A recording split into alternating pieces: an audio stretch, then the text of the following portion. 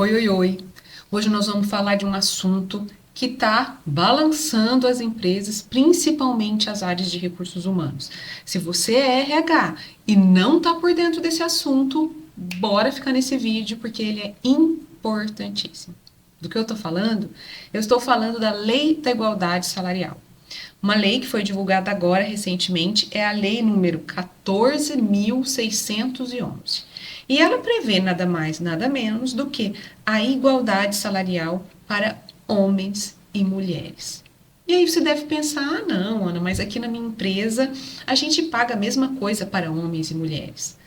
Mas o problema todo dessa bagunça aí está sendo na forma com que o governo está buscando essas informações dentro das empresas e como essas informações terão que ser divulgadas. Então vamos lá, que eu vou te explicar tudinho nesse vídeo. Fica comigo até o final.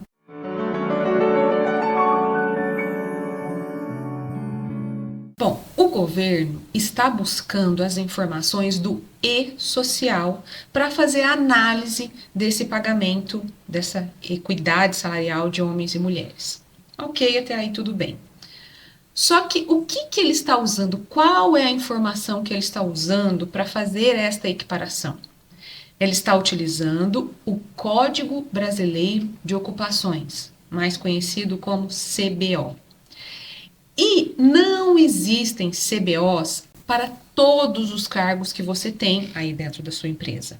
Então, por exemplo, você pode ter um assistente e um analista debaixo do guarda-chuva do mesmo CBO. E aí, vamos imaginar que você tem um assistente, mulher, que ganha R$ 1.800.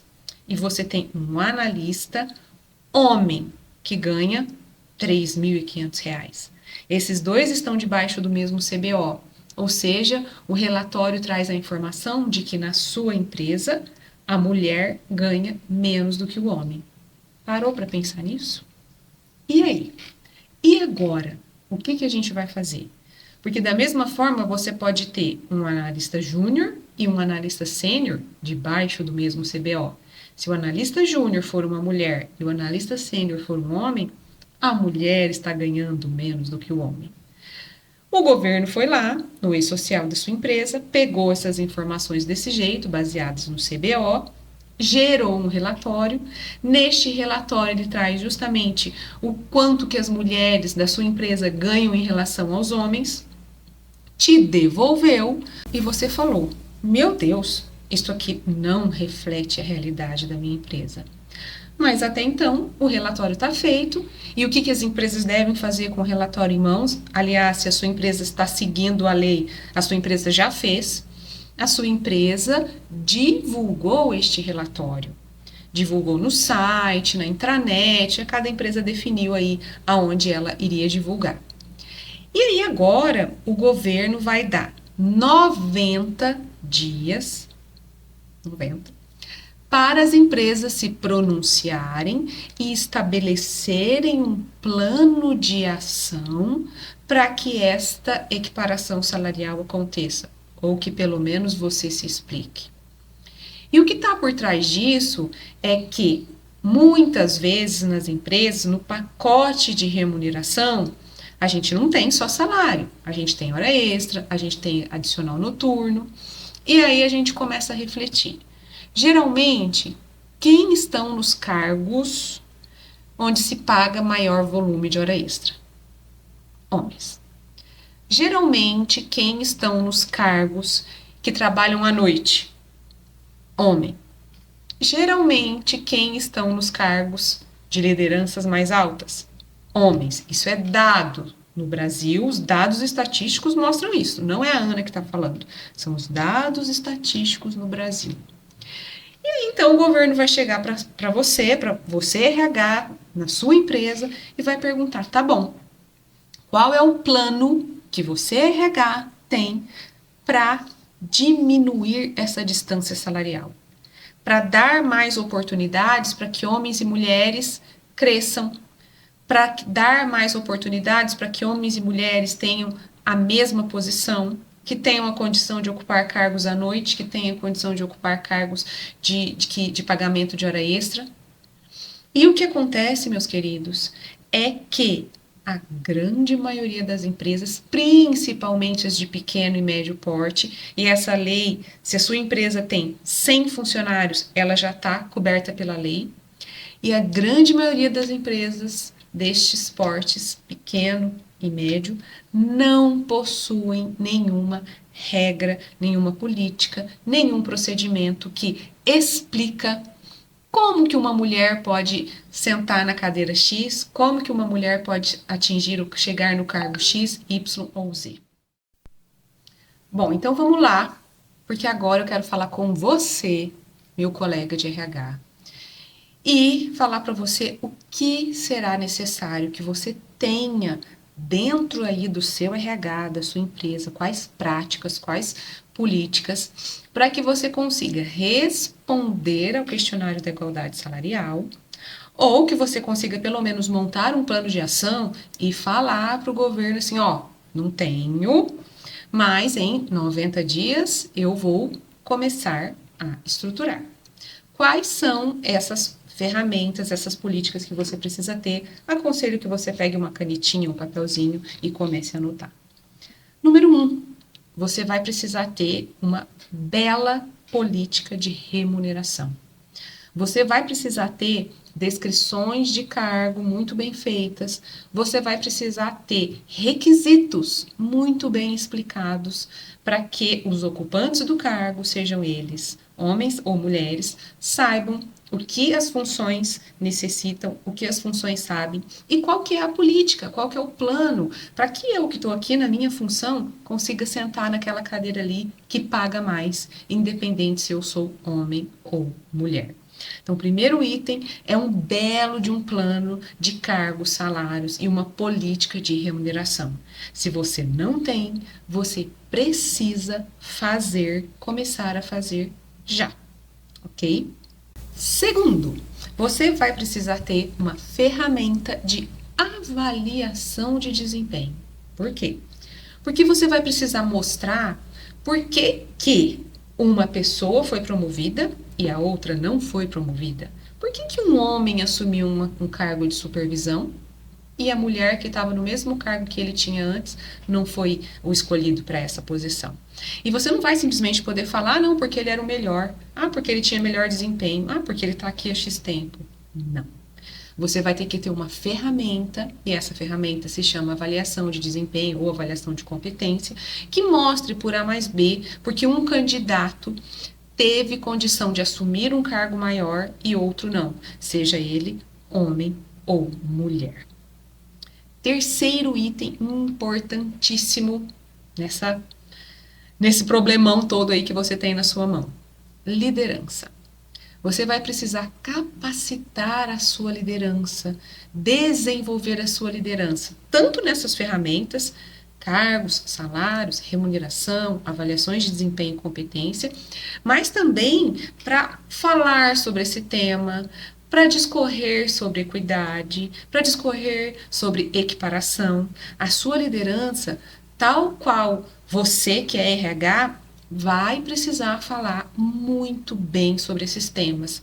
Não só com seus liderados, mas até, por exemplo, uma fiscalização que a sua empresa pode sim ser submetida. Então, a dica de ouro vai aqui agora.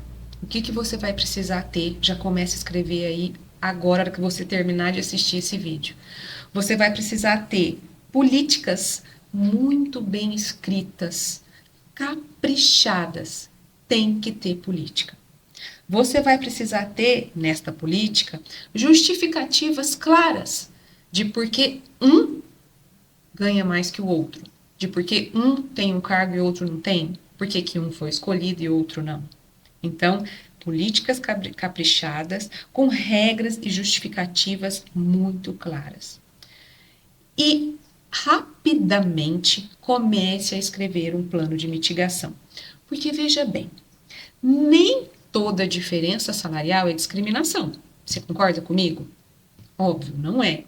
Às vezes a diferença salarial é por isso, porque a mulher está num cargo que é mais baixo do que o do homem na estrutura, ou porque o homem, sim, tem mais competências, teve mais desempenho, entregou mais resultado. Mas isso não pode estar na cabeça de ninguém. Isso tem que estar nessas políticas, nessas justificativas muito claras. Então, guarda isso com você.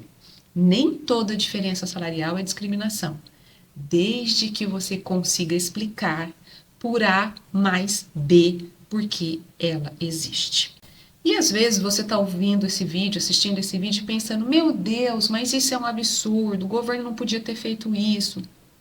Eu não estou aqui para colocar juízo de valor nesse tema.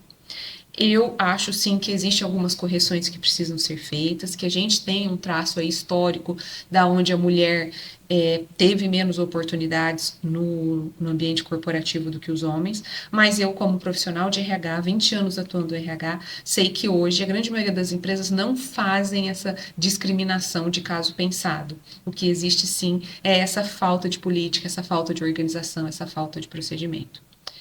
Tem uma outra coisa bastante importante que você precisa entender, é que os sindicatos vão precisar participar desse seu plano de mitigação. Então, quem vai validar esse seu plano de mitigação, muito provavelmente serão os sindicatos. Então, tem mais uma lição de casa que você precisa correr atrás aí, que é: se você não tem um bom relacionamento com o sindicato da sua categoria, agora já procura o sindicato, vamos tomar um cafezinho, vamos entender o que esse presidente desse sindicato entenda, vamos começar a mostrar para esse presidente desse sindicato o que a sua empresa pensa, o que você, como RH dessa empresa, pensa, vamos estabelecer laços, vamos começar a criar vínculo. Se você ainda enxerga o sindicato da sua categoria como um inimigo, muito provavelmente esse inimigo pode não validar o seu plano de mitigação. E aí de nada adianta você ter escrito um plano de mitigação lindo, maravilhoso, que o seu sindicato não vai validar. No final das contas, o que é o pano de fundo de toda essa polêmica e que você precisa ter em mente? Você precisa ter em mente que o que está em jogo é a reputação da sua empresa. Acho que empresário nenhum quer ver o nome da empresa estampado num jornal, no Facebook, no LinkedIn, no Instagram, dizendo que a sua empresa faz discriminação entre homens e mulheres, ou de que a sua empresa está pouco se importando para a equidade entre homens e mulheres, ou equidade de gênero. Então, RHs, peguem essa pauta para vocês, coloquem essa pauta no colo de vocês, estudem, se desenvolvam, montem um belo plano, chamem aí o seu diretor, o empresário, o dono da empresa para conversar, mostre para ele que buraco é esse e que sim, existe forma de fazer. Procure, inclusive, empresas especializadas. Existem muitas empresas e consultorias, inclusive eu faço esse tipo de trabalho, faço essa consultoria de cargo, de salário, de remuneração, de treinamento de líderes. Procure uma empresa especializada, deixa aqui sua mensagem nesse vídeo se você achar que precisa da minha ajuda. Eu tenho mais de 20 anos dentro da área de RH. Esse trabalho precisa ser construído, precisa ser feito. Você não quer ser acusado de discriminação, eu tenho certeza disso. E se você lembrar que nem toda diferença salarial é discriminação, basta você ter políticas bem escritas, políticas claras, liderança bem treinada, tudo vai ser devidamente esclarecido. Espero ter colocado uma luzinha no final do túnel aí da lei da equidade salarial. A gente se encontra no próximo vídeo. Se você conhece algum RH que precisa saber de tudo isso, já encaminha esse vídeo, curte, coloca comentário. Você me ajuda essa informação a chegar para mais colegas de profissão. Até o próximo vídeo. Tchau, tchau.